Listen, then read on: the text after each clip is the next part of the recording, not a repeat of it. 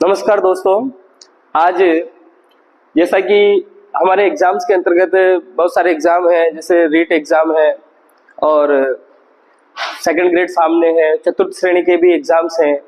तो इन सभी एग्जाम को मद्देनजर रखते हुए हम एक नई सौगात आप लोगों के सामने ऑनलाइन प्लेटफॉर्म पर लेकर के आ रहे हैं। जनरल इंग्लिश जो इसमें बेसिक्स चीजें होती हैं उनको हम ऑनलाइन प्लेटफॉर्म पर आप सभी के सामने रखेंगे और कोशिश ये रहेगी कि लगभग आप हर एग्जाम में आप यहाँ से प्रश्नों को पाएंगे। तो जुड़िए आपका एकलव्य क्लासेस में और इस ऑनलाइन प्लेटफॉर्म पर एक बार फिर पहली दफा इंग्लिश की क्लासेस में स्वागत है। और इस स्वागत की कड़ी में हम पहली बार आपके सामने एक टॉपिक जो कि आपका जाना पहचाना टॉपिक है, आप 6th क्लास से लेकर के अब तक पढ़ते आ रहे होंगे। हो सकता है आप पारंगत हो सकता है आप कहीं कमजोर भी हो। तो आपके सामने चलो शुरू करते हैं और इस टॉपिक का नाम है आर्टिकल। दोस्तों, आर्टिकल एक ऐसा टॉपिक है, अभी रिसेंटली जो आरपीएससी का एक एग्जाम हुआ है फर्स्ट ग्रेड वाला, उस फर्स्ट ग्रेड वाले एग्जाम में भी कुछ ऐसे प्रश्न आर्टिकल से रिलेटेड पूछे गए थे जो कि हमारे लिए तो बड़े आसान थे, लेकिन जो आप लोग तैयारी करते हैं तो आपको थोड़े से टफ नजर आए थे जब बच्चों के हमारे सामने प्रश्न आए थे कि सर इसमें ऐसा ऐसा कैसे हो सकता है। तो इन सभी समस्याओं का समाधान तभी हो पाता है जब हम किसी भी टॉपिक को अंदरूनी तरीके से पढ़ते हैं। फिलहाल हम आपके सामने कुछ क्वेश्चंस के माध्यम से यहाँ पर छोटा सा एक ब्रीफली टॉपिक को पढ़ने का प्रयास करेंगे। तो जुड़िए और एक बार फिर से आपका एकलव्य क्लासेस में स्वागत है। और इंग्लिश सब्जेक्ट की इस कड़ी में हम पहले टॉपिक को पढ़ते हैं जो कि हमारा आर्टिकल बेस्ड रहेगा। दोस्तों, आपके सामने ये जो स्लाइड है, इस स्लाइड में एक प्रश्न आपके सामने रखा है हमने जो कि आर्टिकल के ऊपर आधारित है। सबसे पहली चीज ये है कि देखो, डायरेक्ट अगर हम प्रश्न करने बैठ जाते हैं तो अगर आप या तो एक्सपर्ट होने चाहिए या मैं तो चलो हूं आपके सामने जैसे, लेकिन आप अगर एक्सपर्ट हो तो आप डायरेक्ट आंसर इसका दे सकते हो। लेकिन हम आंसर दें उससे पहले कि जो इसका नेचर है आर्टिकल का, वो नेचर हमें समझ लेना चाहिए। तो क्वेश्चन को पढ़ने से पहले, आंसर को पढ़ने से पहले हमें आर्टिकल का जो नेचर है वो पढ़ लेना चाहिए। जैसा एक मेरा तरीका है, कई बुक्स में मिलता नहीं है, तो बेसिक सी चीज है कि हमें ध्यान रखना चाहिए कि आर्टिकल जो चीज है वो होती क्या है।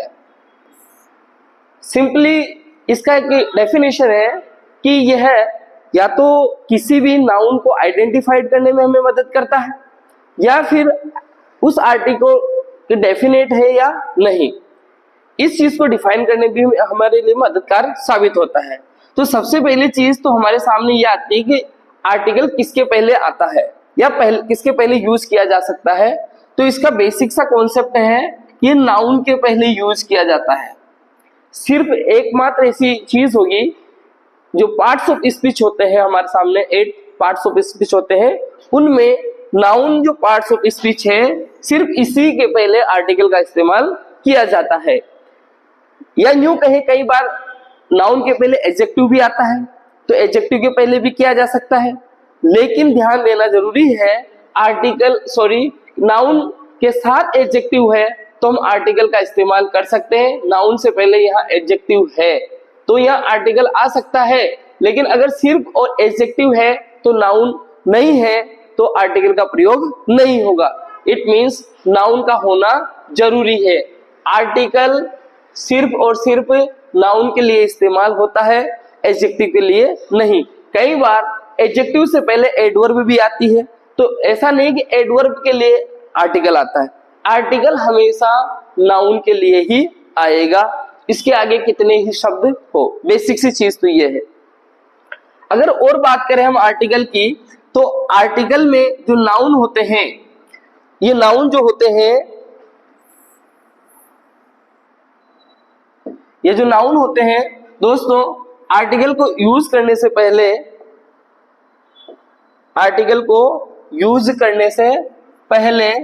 हमें ये पता होना चाहिए कि आर्टिकल कौन कौन से होते हैं। तो आर्टिकल आपके सामने ए होता है, एन होता है, द होता है, या फिर नो आर्टिकल, इसका इस्तेमाल हम करते हैं। जब हम डिफाइन करते हैं तो मेरी नजर में नाउन को मैं काउंटेबल नाउन और नॉन काउंटेबल नाउन या अनकाउंटेबल नाउन हम कह सकते हैं।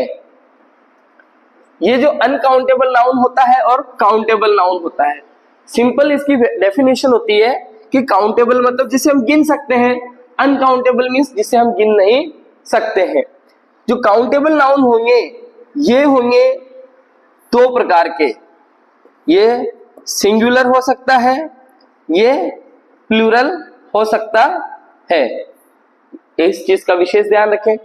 अनकाउंटेबल नाउन ना तो सिंगुलर होता है ना ही प्लूरल होता है, बट यदि इसका यूज करते हैं हमेशा सिंगुलर फॉर्म में इसका यूज होता है। लेकिन जब हम बात करेंगे ये जो सिंगुलर नाउन है, अपने आर्टिकल की दृष्टि से अगर हम सीखते हैं तो या तो सिंगुलर नाउन डेफिनेट होगा या नॉन डेफिनेट होगा। सेम प्लूरल नाउन होगा, या तो डेफिनेट होगा या नॉन डेफिनेट होगा। सेम ये जो होगा हमारा अनकाउंटेबल नाउन, या तो डेफिनेट होगा या नॉन डेफिनेट होगा। अगर आप इस फ्लो चार्ट को समझ सकते हैं तो आसानी से आप आर्टिकल का यूज करना सीख सकते हैं। अगर हमारा नाउन काउंटेबल है, सिंगुलर है और डेफिनेट है तो उसके पहले हमें द का यूज करना होगा। यदि हमारा नाउन काउंटेबल है, सिंगुलर है लेकिन नॉन डेफिनेट है यानी कि अनिश्चित है, तो उसके आगे या तो ए का यूज होगा या एन का यूज होगा, या तो ए का यूज होगा या एन का यूज होगा। वो होगा कैसे, वो अभी हम आगे बात करेंगे, पहले इस चीज को समझे। डेफिनेट होगा तो द का यूज, नॉन डेफिनेट होगा तो ए और एन का यूज। यदि हमारा नाउन प्लूरल है, काउंटेबल है और डेफिनेट है तो उसके पहले द का यूज होगा, और यदि वो नॉन डेफिनेट है तो उसके पहले किसी भी प्रकार के आर्टिकल का यूज हम नहीं करेंगे। अगर हमारा नाउन अनकाउंटेबल है, हमारा नाउन अनकाउंटेबल है, यदि वह डेफिनेट है तो उसके पहले हम द का यूज करेंगे। यदि नॉन डेफिनेट है तो उसके पहले हम किसी भी प्रकार के आर्टिकल का इस्तेमाल नहीं करेंगे। अगर आप इस संक्षिप्त रूप से जो मैंने द्वारा इस चार्ट को समझाया गया है, अगर आप समझ पाए हो तो एक चीज समझना, काउंटेबल सिंगुलर नाउन के पहले भी द का यूज कर सकते हैं, काउंटेबल प्लूरल नाउन के पहले भी द का यूज कर सकते हैं, अनकाउंटेबल नाउन के पहले भी द का यूज कर सकते हैं। It means the can be used before any noun if it is definite. यदि नाउन डेफिनेट है तो उसके पहले हम द का प्रयोग कर सकते हैं। अगर डेफिनेट नहीं है, सिंगुलर नाउन है, तो ए और एन का यूज करेंगे। यदि डेफिनेट नहीं है तो प्लूरल नाउन के आगे हम नो आर्टिकल का इस्तेमाल करेंगे, और यदि नाउन अनकाउंटेबल है और नॉन डेफिनेट है तो हम किसका इस्तेमाल करेंगे, नो आर्टिकल का इस्तेमाल करेंगे। तो एक बेसिक सा चार्ट हमारे सामने, हमारे दिमाग को क्लियर करने के लिए आपके सामने मैंने रखा है। यदि आपको ये चीज समझ में आ जाएगी तो आप आसानी से किसी भी आर्टिकल के आगे, किसी भी आर्टिकल का किसी भी नाउन के आगे इस्तेमाल कर सकते हैं। बेसिक सी चीज है दोस्तों। मैं थोड़ी सी बात समझाना चाह रहा हूं कि ये क्वेश्चन है, इसी चार्ट के माध्यम से समझाऊंगा। भी आपके सामने किसी भी प्रकार के रूल का जिक्र मैंने नहीं किया है। But others weren't with him, ये एक सेंटेंस है और आप देखते हैं यहाँ पर बट है, BUT बट। इट मीन्स यह एक कंजंक्शन है, और कंजंक्शन क्या काम करता है, दो क्लोजेस को या दो उपवाक्यों को या दो छोटे छोटे वाक्यों को जोड़ने का कार्य करता है। बट आ रहा है, इट मीन्स एक वाक्य इससे पहले आ चुका है जो हमारे सामने नहीं है। एक वाक्य हमारे सामने आ चुका है जो हमारे सामने यहाँ पर नहीं है, लेकिन इस बट से हम ये समझ पा रहे हैं कि यहाँ कोई ना कोई वाक्य छिपा हुआ है या किसी और की भी बात वो पहले कर चुका है। तो अदर्स यानी कि अन्य, दूसरे लोग, पहले ही किसी की चर्चा हो चुकी है और जब फिर से दोबारा किसी की चर्चा होती है उस संदर्भ में ऐसा एक रूल्स है जो आगे चल करके हम आपको डिस्कस करेंगे। तो उस रूल के माध्यम से यहाँ पर द आर्टिकल का इस्तेमाल हम करेंगे और उसी तरीके से हमारा जो आंसर है यहाँ पर द करेक्ट हो जाएगा और उस रूल को भी मैं आपके साथ यहाँ पर डिस्कस करने की कोशिश करता हूँ। देखिए दोस्तों, जिस प्रकार से आप बचपन से स्टोरीज पढ़ते आ रहे हैं, जैसे एक कहानी लिखता हूं मैं, once upon a time there was king, king was hard working, king was hard working. इस क्वेश्चन के आंसर के लिए मैं एक बेसिक सा रूल आपके सामने रख रहा हूं और इसी रूल से रिलेटेड क्वेश्चन आपकी आरपीएससी फर्स्ट ग्रेड ने अभी अभी हाल ही में जो एग्जाम हुआ था 24 जून को, उसमें पूछा था कि जब रिपीट होता है कोई भी नाउन,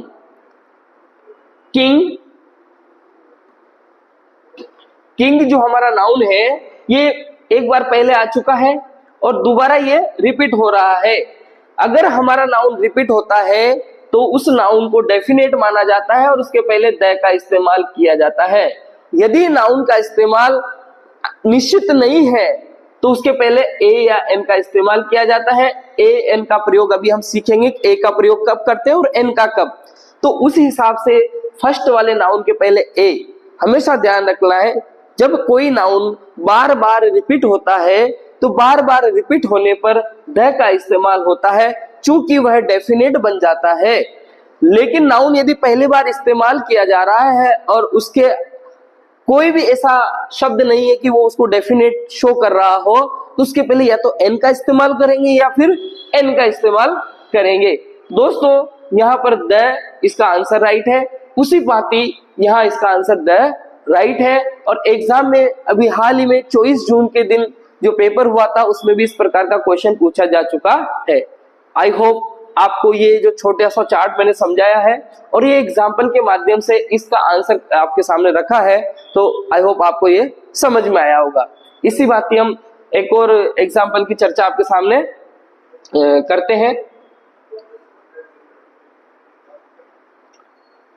दोस्तों एक और सेंटेंस है आपके सामने,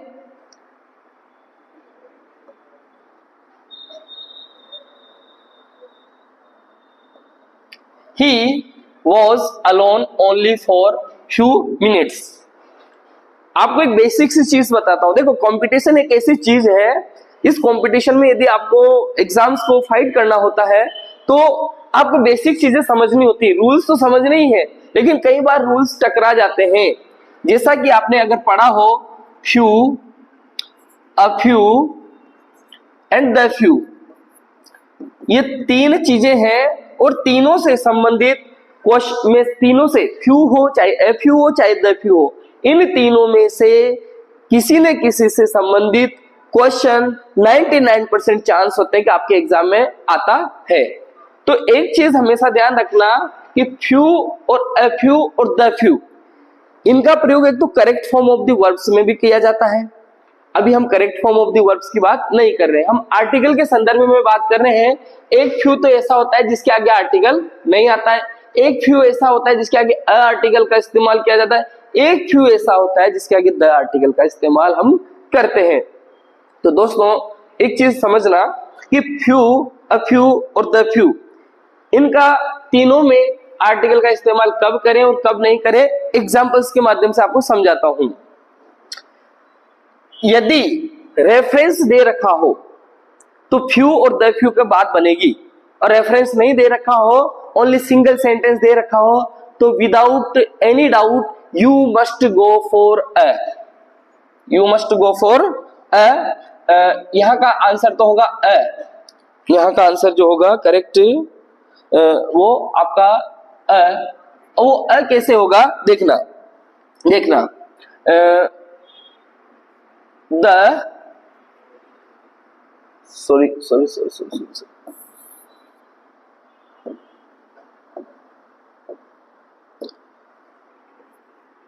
The few friends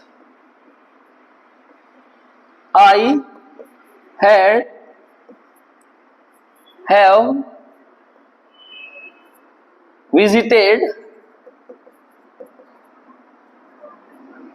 my house. एक सेंटेंस ये है, the few friends I have visited my house.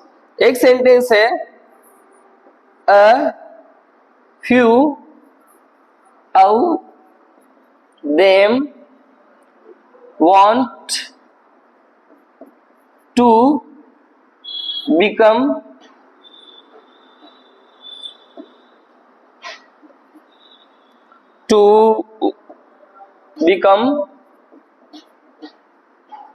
Doctors.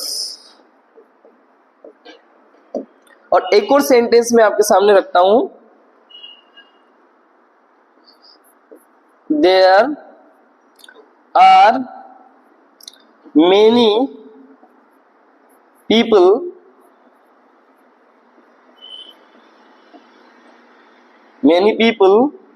few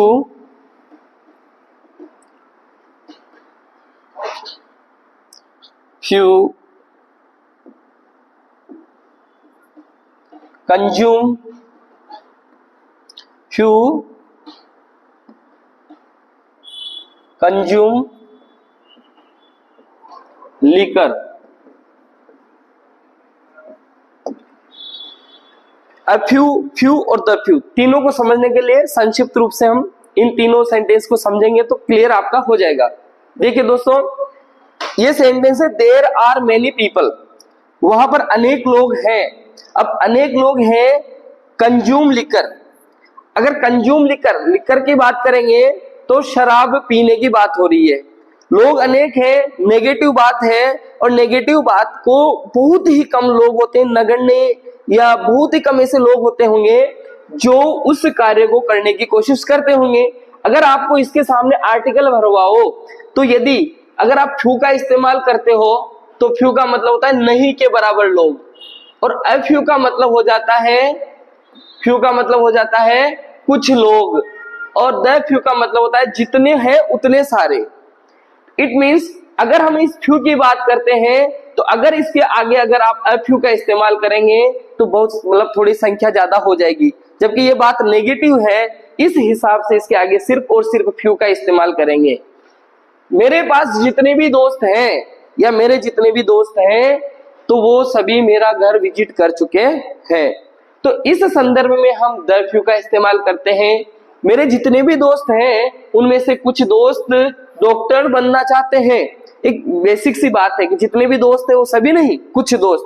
तो ये अ फ्यू, द फ्यू और फ्यू का थोड़ा सा डिफरेंस जो यहाँ पर हम कम समय में आपके सामने रख सकें, और इसके आगे भी समय मिलता है तो हम इसको और अच्छे तरीके से आपको डिफाइन कर पाएंगे. फिलहाल इस क्वेश्चन का आंसर हमारे अ रहेगा. चलिए दोस्तों, जब आपके सामने दो प्रश्न जो यहाँ से अक्सर एग्जाम में क्वेश्चन पूछा जाता है समझे, उसके बाद तीसरा हम क्वेश्चन लेते हैं, but there shall be end to it. तो यहां ध्यान देना कि एक बेसिक सी बात हो रही है, एंड है, और एंड का प्रयोग आपको ए और एन का प्रयोग समझना चाहिए. उसके बाद में हम आसानी से इस क्वेश्चन को कर लेंगे. आप सभी को पता है ए और एन का प्रयोग हम सिंगुलर काउंटेबल नाउन के पहले करते हैं, लेकिन ए का प्रयोग हम कॉन्सोनेंट साउंड से पहले करते हैं. ए का यूज हम कॉन्सोनेंट साउंड से पहले करते हैं, जबकि एन का प्रयोग हम वावल साउंड से पहले करते हैं.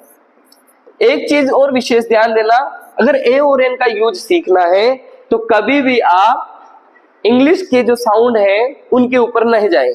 यदि उसके ऊपर जाएंगे हमारा क्वेश्चन गलत हो सकता है.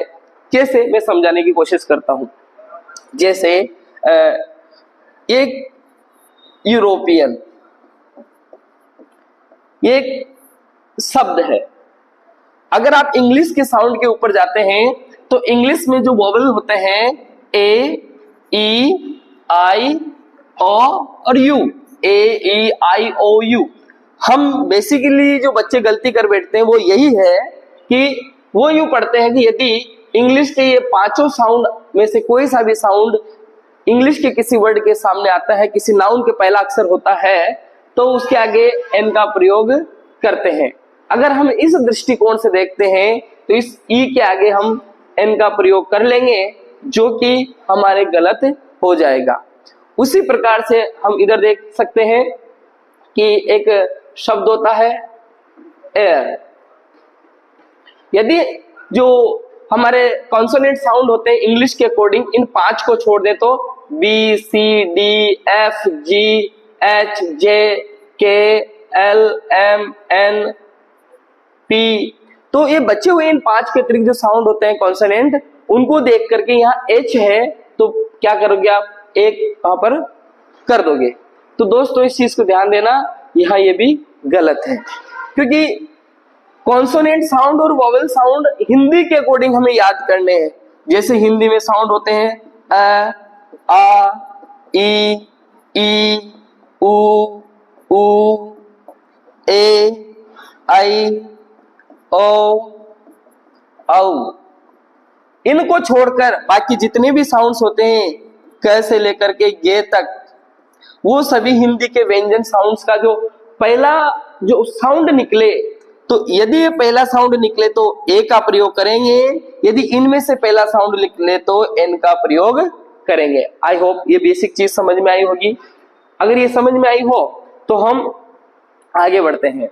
ये तो क्या है, डीप जो प्रश्न हमारे सामने पूछते हैं। और बेसिकली जैसे यहाँ पर एन एंड है तो एंड इधर आएगा ई एन डी, और इसके सामने ये इसका पहला अक्षर है तो ए इसमें आ रहा है, तो इसके आगे किसका प्रयोग हो जाएगा, एन का।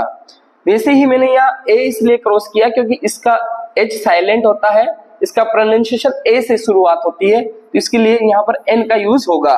जबकि यहाँ ई आने की वजह से ई तो साइलेंट रहेगा, इसका प्रोनाउंसिएशन यूरोपियन ये से, इसका प्रोनाउंसिएशन ये होने की वजह से इसके आगे ए का इस्तेमाल हम करते हैं। तो इसका आंसर हमारे सामने हो जाएगा एन। चलो अगला क्वेश्चन हम देखते हैं। That's way we does it. तो सिंपल सा इसका आंसर द है, क्योंकि दैट भी एक कंजंक्शन के रूप में काम कर रहा है, यहाँ पर सॉरी प्रोनाउन के रूप में काम कर रहा है। प्रोनाउन हमेशा इस्तेमाल किया जाता है नाउन के लिए, इसके पहले कोई किस वाक्य है जिसके ऊपर बातचीत चल रही है और उस वे के ऊपर, तो इसका आंसर हमारा द है। ठीक है दोस्तों, चलो नेक्स्ट क्वेश्चन के ऊपर हम चलते हैं। All stand silent for long time. आपने देखा होगा ये एक फ्रेज होती है लंबे समय के लिए, अ लॉन्ग टाइम, ज्यादा समय। यहाँ पर कोई लॉन्ग टाइम का भी सिंगल नहीं आएगा, हमेशा इसके साथ में अ लॉन्ग टाइम आएगा। जैसे कि अ वाइल, कभी आपको देखे ना शॉर्ट अ वाइल, थोड़ी देर के लिए, मतलब अ वाइल, उसी बात ही। और चलो अगला प्रश्न हम देखते हैं। He was gone about half an hour। अभी आपके सामने मैंने अभी एग्जाम्पल रखा था कि पहला अक्षर HOUR, अगर हम H को देखते हुए इसका प्रोनाउंसिएशन करेंगे, प्रोनाउंस करेंगे इसको कि हावर, लेकिन इंग्लिश में H इसमें साइलेंट होता है, इसका प्रोनाउंसिएशन शुरू होता है आव से, आव। तो आ से अगर प्रोनाउंसिएशन शुरू होता है तो इसके आगे एन, तो सिंपली इसका आंसर हमारे लिए क्या हो जाएगा, एन आ। He was gone about half an hour. Next question देखते हैं। We are gone for hours at time. तो एट टाइम एक फ्रेज होती है दोस्तों, एट टाइम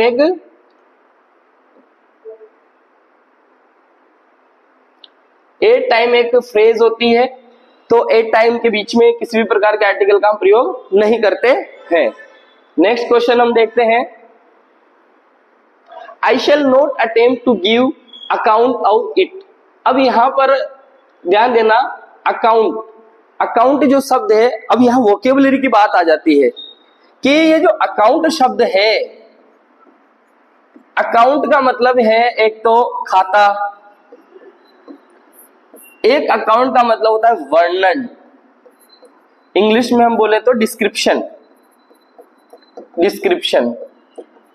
तो यहां पर I shall not attempt to give an account of it, तो यहां वर्णन के संदर्भ में अकाउंट का प्रयोग हुआ है और उसके लिए हम यहां पर एन का इस्तेमाल करेंगे। अगर हम नेक्स्ट क्वेश्चन की बात करते हैं, फॉर अ लॉन्ग टाइम, अभी अभी आपके सामने मैंने जो प्रश्न रखा था वही उसी का एक रिपीट रूप है, लॉन्ग टाइम, इसके साथ में आ जाएगा तो यहाँ अ राइट होगा, ठीक है, ज्यादा डिस्कस करने की आवश्यकता नहीं है, रिपीट हुआ है। नेक्स्ट क्वेश्चन हमारे सामने है,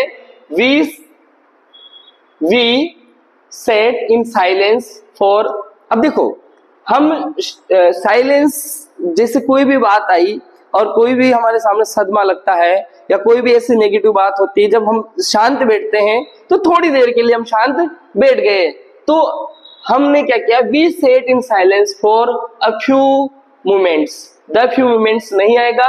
और एक और चीज आपको बता दूं, कंपटीशन में यदि अ फ्यू, द फ्यू और क्रॉस में यानी कि नो आर्टिकल में कंफ्यूजन हो, तो अगर सिंगल सेंटेंस आपको लग रहा है ना, तो उसमें बिना देखे ए भर के आ जाए अ फ्यू।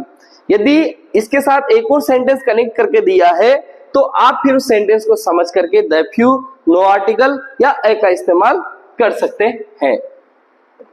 चलो नेक्स्ट क्वेश्चन की तरफ बढ़ते हैं। तो ये भी रिपीट हुआ है, तो ज्यादा देखने की आवश्यकता नहीं है इस क्वेश्चन को, इसमें भी द का ही प्रयोग होगा, that's the way.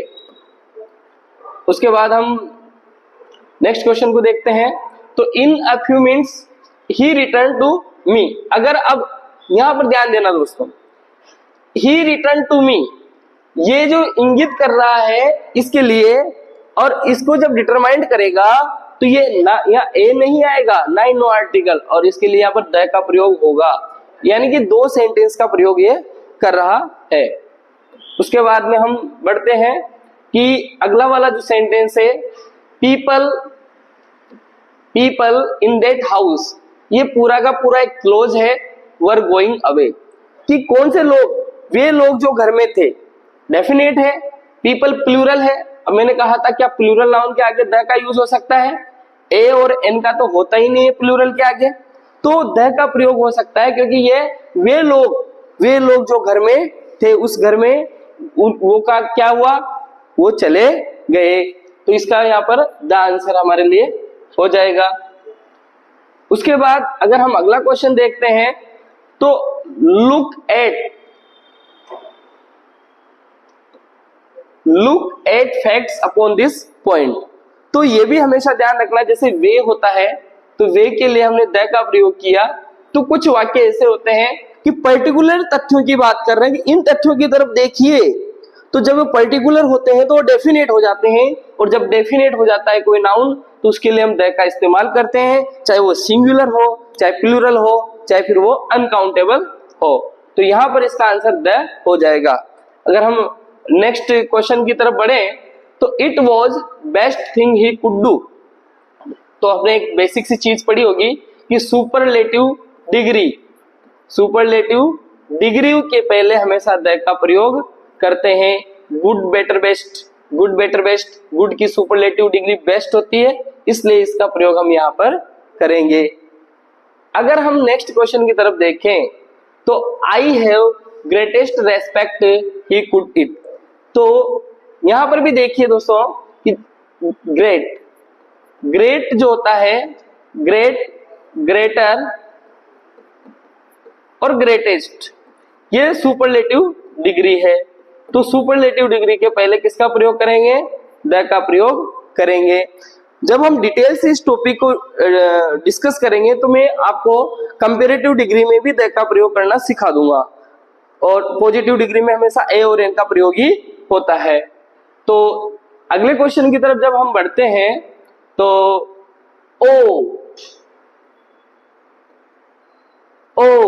It was only for instant, तो ये चीज ध्यान रखना। अब इंस्टेंट का जो मीनिंग होता है example, it means I can say instant takes the synonym example. तो जो इंस्टेंट है, उदाहरण हिंदी में बोले तो उदाहरण, और इसका जो पहला अक्षर है वो पहला अक्षर क्या है, वॉवल साउंड दे रहा है ई, और ई के जब साउंड आता है तो उसके पहले किसका प्रयोग करेंगे, एन का। It means an will be the answer of this question, an will be the answer of this question. Okay, so now look at next question.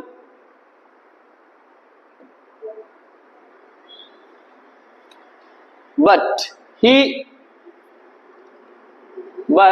he is good old fellow। तो यहां एक चीज सिखाने की कोशिश करूंगा मैं आपको कि यहां जो नाउन है हमारा वो है फेलो,